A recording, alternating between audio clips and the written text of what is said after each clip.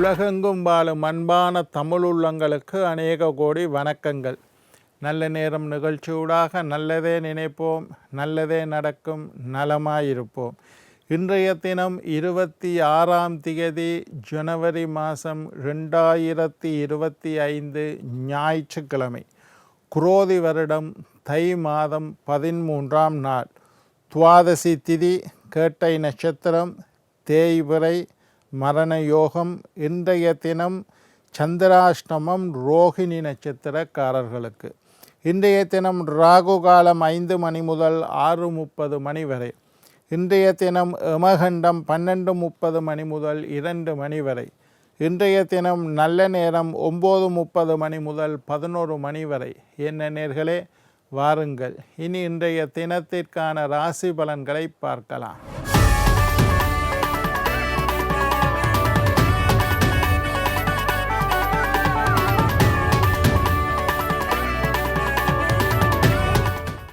மேஷம் நன்மை, ரிஷபம் உயர்வு, மிதுனம் தனம், கடகம் பரிசு, சிம்மம் உதவி, கன்னி போட்டி, துலாம் தெளிவு, விருச்சிகம் முயற்சி, தனுசு ஆர்வம், மகரம் மகிழ்ச்சி, கும்பம் பாராட்டு, மீனம் ஆதாயம்.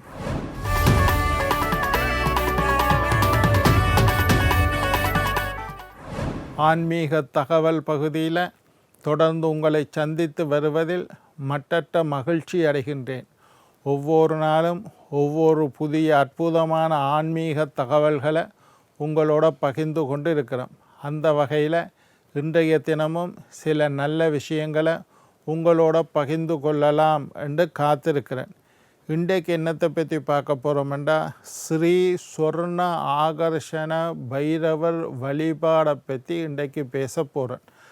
சொர்ண ஆகர்ஷண பைரவர் என்பது எங்களுக்கு பணத்தை அள்ளித்தரக்கூடிய ஒரு அற்புதமான தெய்வம். மகாலட்சுமியை வழிபட்டால் எப்படி செல்வம் கிடைக்குமோ அதே மாதிரி சொர்ணம் என்றால் தங்கம் என்று அர்த்தம்.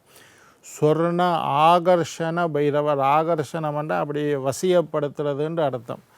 அப்போ ஸ்வர்ண ஆகர்ஷண பைரவர் என்று பைரவருக்கு பேர். அந்த பைரவரை எப்படியெல்லாம் நாங்கள் வணங்க வேண்டும், எப்படியெல்லாம் வணங்கினால் எங்களுடைய பொருளாதார பிரச்சனை தீரும் என்றதை பற்றி இன்றைக்கு பேச போகிறேன். நேத்தும் சொர்ணாகர்ஷண பைரவாய நமகா என்ற மந்திரத்தை மைத்ரேய மூர்த்தத்தில் ஒரு தட்டத்தில் காசை வச்சு சொன்னால் கடன் அடையும் என்று சொன்னேன். அதே மாதிரி உங்களுடைய பொருளாதார பிரச்சனை எல்லாம் நீங்க வேண்டுமாக இருந்தால் சொர்ணாகர்ஷண பைரவரை எப்படியெல்லாம் வழிபட வேண்டும் என்றதை பற்றி இன்றைக்கு பேச போகிறேன்.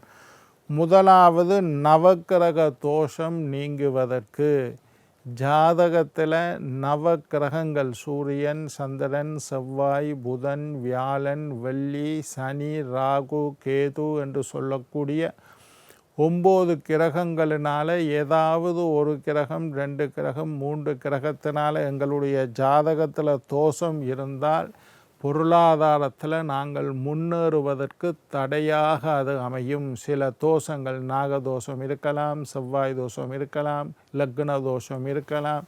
இந்த மாதிரி தோஷங்கள் இருந்தால் பித்ரு தோஷம் இருக்கலாம். எங்களுடைய முன்னேற்றத்தில் தடைகள் ஏற்படும். சரி, இப்போ நவக்கிரக தோஷம் தீங்க சொர்ணாகர்ஷண பைரவருக்கு தயிர் அன்னம் நைவேத்தியம் செய்யுங்கள். தயிர் சாதம், தயிர் அன்னம் என்றால் தயிர் சாதத்தை நைவேதனம் செய்து ஒரு நெய் தீபத்தை ஏற்றி சகஸ்டநாம அர்ச்சனை செய்து வந்தால் சொர்ணாகர்ஷண பைரவருக்கு தயிர் அன்னத்தை நைவேதனமாக படைத்து ஒரு நெய் தீபத்தை ஏற்றி சொர்ணாகர்ஷண பைரவருக்கு சகஸ்டநாம அர்ச்சனை, பைரவருக்கு உண்டான சகஸ்டநாம அர்ச்சனை செய்து வந்தால் நவக்கிரகங்களினால் ஏற்படக்கூடிய தோஷங்கள் நீங்கும். அப்படி தோஷங்கள் நீங்கினால் உங்களுடைய வாழ்க்கையில் நிறைய வெற்றிகளை நீங்கள் சந்திப்பீர்கள்.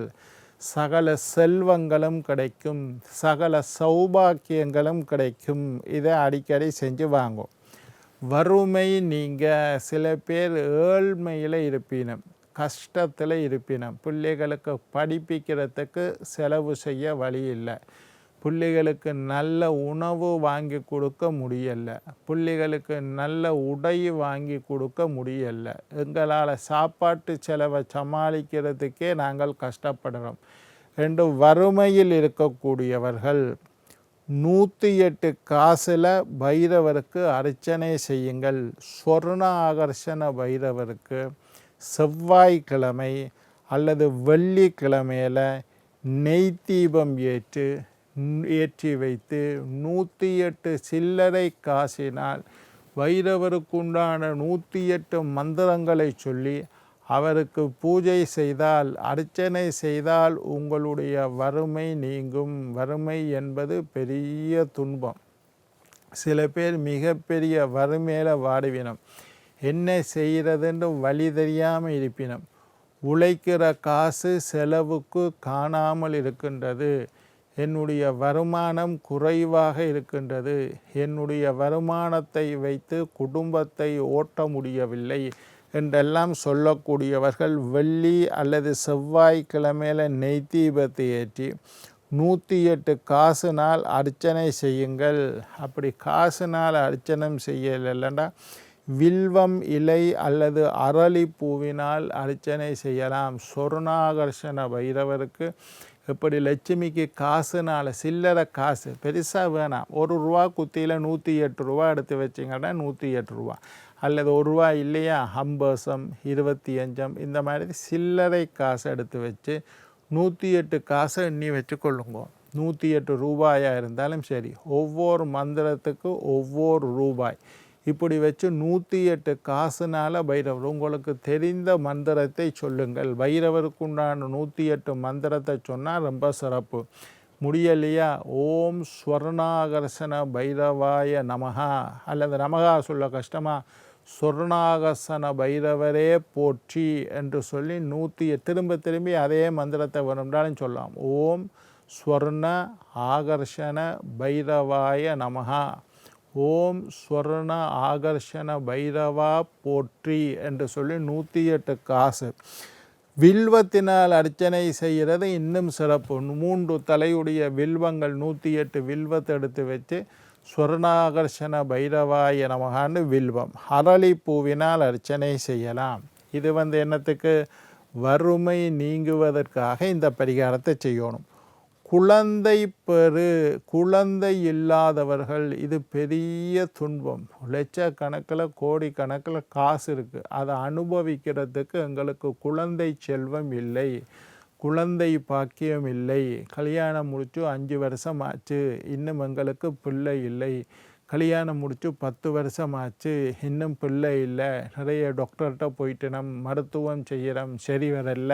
இந்த மாதிரி குழந்தை பிறை எதிர்பார்த்திருக்கக்கூடியவர்களுக்கு தேய்பிறை அஷ்டமி திதியில் தேய்பிறை பௌர்ணமியிலிருந்து 8வது நாள் வரும் தேய்பிறை அஷ்டமி சிகப்பு அரளி பூவினால் ஒரு நெய் தீபம் ஏற்றி வைத்து அர்ச்சனை செய்யுங்கள். சிகப்பு அரளிப்பூ என்பது பைரவருக்குண்டான அற்புதம். காளியம்மனுக்கு, முருகனுக்கு, பைரவருக்கெல்லாம் சிகப்பு அரளிப்பூவினால் அர்ச்சனை செய்கிறது ரொம்ப பெரிய விசேஷம்.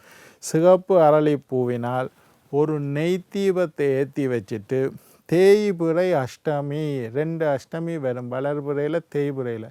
இதில் தேய்பிறை அஷ்டமி அன்று சிகப்பு அரளிப்பூவினால் நெய் தீபம் ஏற்றி வைத்து பைரவருக்கு அர்ச்சனை செய்தால் குழந்தை பாக்கியம் உருவாகும். சின்ன குழந்தைகளுக்கு இனிப்பு வாங்கி கொடுங்கோ, சாப்பாடு வாங்கி கொடுங்கோ, பிஸ்கட் வாங்கி கொடுங்கோ. இதெல்லாம் குழந்தை செல்வம் இல்லாதவர்களுக்கு குழந்தைகளுக்கு தான தர்மம் செய்தால் உங்களுக்கு குழந்தை பிறக்கும்.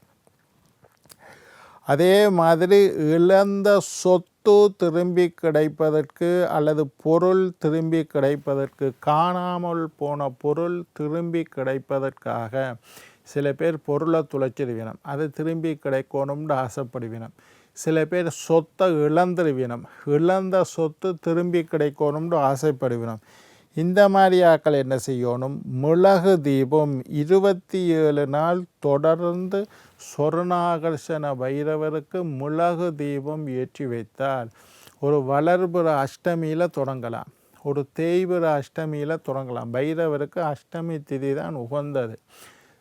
கால பைரவருக்கு தேய்பிற அஷ்டமி, சொர்ணாகர்ஷண பைரவருக்கு வளர்பிறை அஷ்டமி என்று சொல்கிறதும் இருக்குது. அப்படியும் ஒரு வளமே இருக்குது.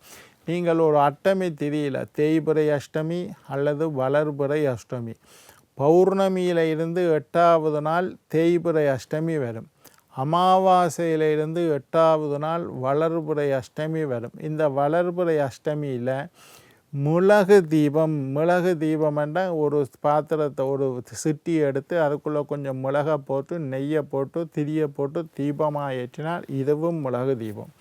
இல்லாட்டி எள்ளு பொட்டலம் கட்டுற மாதிரி ஒரு மிளகு 9 மிளகு இல்லை 21 மிளகை வச்சு ஒரு பொட்டலமாக கட்டி அதுக்குள்ளே நெய்யை விட்டு அந்த தீபத்தை ஏற்றினால் அதுவும் மிளகு தீபம். 27 நாள் 27 மிளகை வச்சும் சொல்லலாம். 21 மிளகு, 9 மிளகு, இந்த மாதிரி மிளகை வைத்து தொடர்ந்து 27 நாள் உங்களுடைய இழந்த சொத்து கிடைக்க வேண்டும். அல்லது இழந்த பொருள், ஏதாவது ஒரு பொருளை துளைச்சிருவீங்க, நகை காணாமல் போயிடும், ஃபோன் காணாமல் போயிடும். இந்த மாதிரி ஒரு பொருள் துளைந்து விட்டாலோ சொத்தை இழந்து விட்டாலோ திரும்பி கிடைப்பதற்காக 27 நாள் தொடர்ந்து மிளகு தீபம் ஏற்றி பைரவரை பயத்தோட பக்தியோட நம்பிக்கையோட வழிபட்டு வந்தால் இழந்த சொத்து கிடைக்கும். 7.5 சனியினால் கஷ்டப்படக்கூடியவர்கள் சனிக்கிழமை மிளகு தீபம் ஏற்றி அல்லது தேய்பிறை அஷ்டமி மிளகு தீபம் ஏற்றி பைரவரை வழிபாடு செய்யலாம். திருமணத்தடை உள்ளவர்கள் ஞாயிற்றுக்கிழமை ராகு காலத்தில் பைரவரை வழிபாடு செய்தால் திருமணத்தடை நீங்கும். என்ன நேயர்களே, நாளை மற்றொரு நிகழ்ச்சியில் உங்களை சந்திக்கும் வரை உங்களிடம் விடைபெறுவது உங்கள் ஜோதிட சித்தர் டாக்டர் ராஜராஜ குருக்கள்.